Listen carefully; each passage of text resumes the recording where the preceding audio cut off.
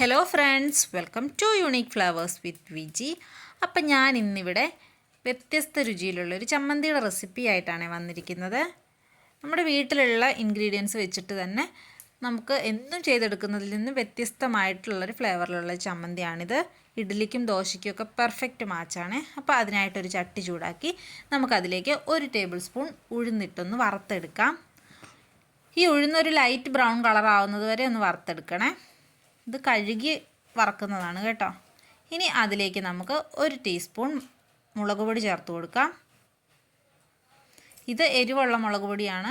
ഇനി എരിവ് കുറവ് വേണ്ടവർക്ക് പകുതി കാശ്മീരി മുളക് പൊടിയും പകുതി സാധാരണ മുളക് പൊടിയും ചേർത്തെടുത്താൽ മതിയാകും.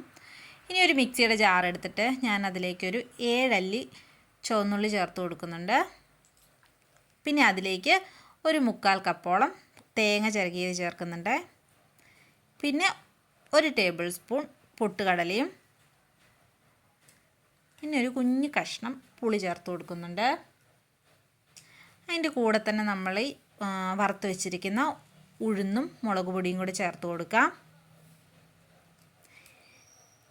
ഇനി നമുക്ക് വേണ്ടത് ഒരു കുറച്ച് മല്ലിയിലയാണ്. മല്ലിയിലയുടെ ഫ്ലേവർ ഇഷ്ടമല്ലാത്തവർ ഇത് ചേർക്കണ്ട, കറിവേപ്പില ചേർത്താൽ മതിയാകും.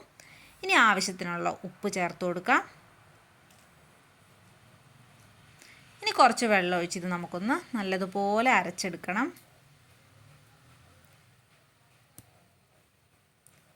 ഞാനതൊരു ബൗളിലേക്ക് മാറ്റിയിട്ടുണ്ട്.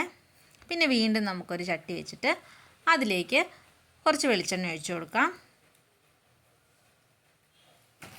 എന്നിട്ട് കടുകിട്ടൊന്ന് പൊട്ടിച്ചെടുക്കാവേ. ആ കടുകൊന്ന് പൊട്ടി വരുന്ന സമയത്ത് നമുക്ക് അതിലേക്ക് വറ്റൽമുളക് ചേർത്ത് കൊടുക്കണം.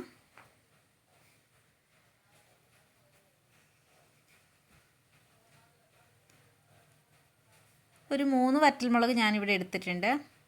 പിന്നെ ആവശ്യത്തിന് കറിവേപ്പിലയും.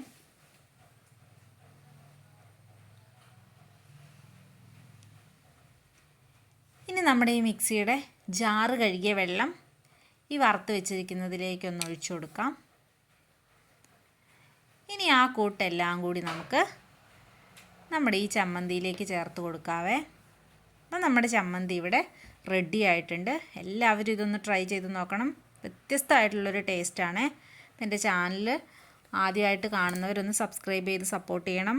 നിങ്ങളുടെ ഫ്രണ്ട്സിനും ഫാമിലിക്കും ഒക്കെ ഇത് ഷെയർ ചെയ്ത് കൊടുക്കുകയും ചെയ്യണേ. ലൈക്ക് ചെയ്യാനും കമൻറ്റ് ചെയ്യാനും ഒന്നും മറക്കരുത്. അപ്പം വീണ്ടും ഒരു റെസിപ്പി ആയിട്ട് നമുക്ക് കാണാം. താങ്ക്